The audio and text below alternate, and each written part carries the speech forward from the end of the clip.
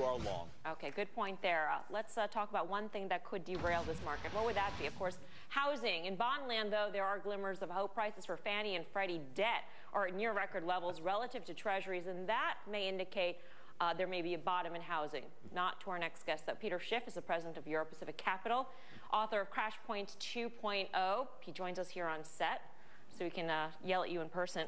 Peter, why not? Why don't you see a recovery in housing? Remember, the only reason that Fannie and Freddie debt has a bid is because the government has guaranteed it. You know, a couple of days ago, there was some talk that maybe there was no guarantee. I think Charlie Rangel might have said something, and they quickly sent the Treasury official out there to say, no, no, no, you got all the protection of the U.S. Treasury. So that's the only reason people are buying those bonds. But this is a big deal. You know, there are only two props right now in the housing market. One is government guaranteed mortgages, and the other one is artificially low interest rates, and neither one is sustainable. I mean, we have to get rid of them eventually. I think it's going to happen soon. That's one of the reasons, you know, the Fed talks about their exit strategy, but they don't actually plan on doing it because they can't exit without tumbling the housing market, and that will take down the economy and the market with it. So what is the play off of this? I mean, is there a play in the housing market from your view, or are you just going to say gold? Well, I mean, it's always a good time to own gold. Yeah, we know that. Okay, but getting back to the housing market, we have to understand you can't have a housing market where the U.S. government or us taxpayers, as you just said, co-signs everybody's mortgages. I mean, that leads to the irresponsible behavior. Housing prices have to be a function of the supply of houses for sale and the number of buyers who can actually afford to pay for them without government help.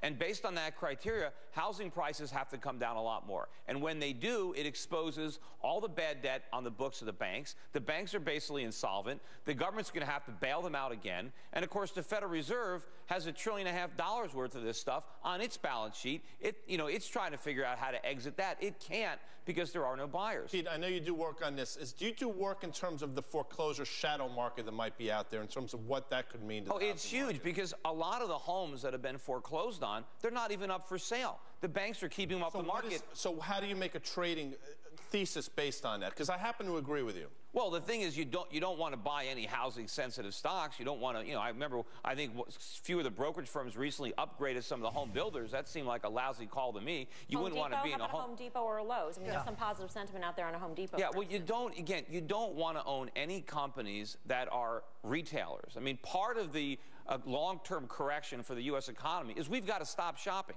right? We've spent all our money. So We're are you broke. short any consumer discretionaries? No, I mean, my strategy is not to be short U.S. stocks. It's mainly long foreign stocks because I do see a rather substantial decline in the value of the dollar. And so from that perspective, you're better off being long international stocks than short U.S. stocks. But you can certainly spread stocks if you want. You can be long multinationals and exporters. You can be short domestic type stocks like home builders or retailers or financials. That's a strategy that could work if you're trying to do that. Peter, let me ask you real quick. Here we are, 1-year anniversary of a great rally, generational type of rally. Would you at least acknowledge, and I get the fundamental story, and I kind of agree with you, this is artificial stimulation, but the last year, the support of asset prices, doesn't it basically tell you that they can keep this going? And the investor watching, sitting on the sidelines, why not follow along when the government's basically telling you, we're going to support asset prices, they could keep it going for a little bit longer? That's what they are doing. I mean, I own assets. But do you acknowledge that they reason. could keep doing that and equities in the capital markets keep going higher? Well, not without completely destroying the dollar. At some point, they have to decide,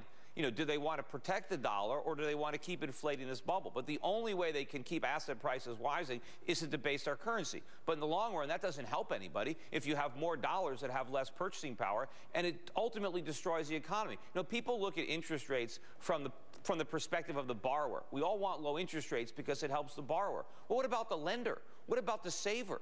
These guys are getting destroyed in this relationship. You can't have an economy that doesn't reward savings because you have to have savings. That's where economic growth comes from. That's where capital investment comes from. And until we're able to raise interest rates, we can never have a real economy. We got it. You're going to be with us for the rest of the show, so we'll check.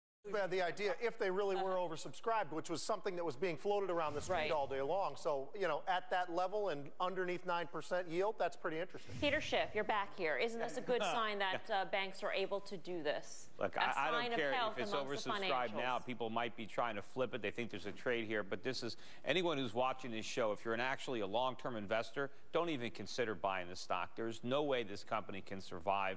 It's going to have to be constantly bailed out by the government. There's going to be no dividends really long-term for shareholders. So there's no reason to get involved. So, Peter, would you buy a J.P. Morgan, a Morgan Stanley, a Goldman Sachs instead? I wouldn't want to buy any of those financials.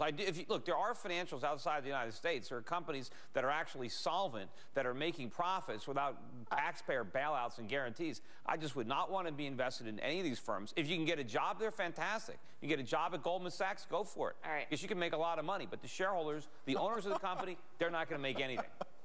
I love how Peter Schiff just, you come on here and you tell all these investors who bought $2 billion worth of shares just in tomorrow's market that they're going to be dead wrong that they're going to go to zero. Well, they have very short time horizons, and a lot of these guys, it's not even their money. Good point. So BK out there in the prop desk, you actually doubled down on Citi today after a 7% rise. When did this happen exactly? No. I doubled down back in February when we had some of the news come out about some of the bigger shareholders. But the one question I have for Peter is, why wouldn't you want to buy this stock? I don't understand that. The government's going to bail you out. You have a built-in put option.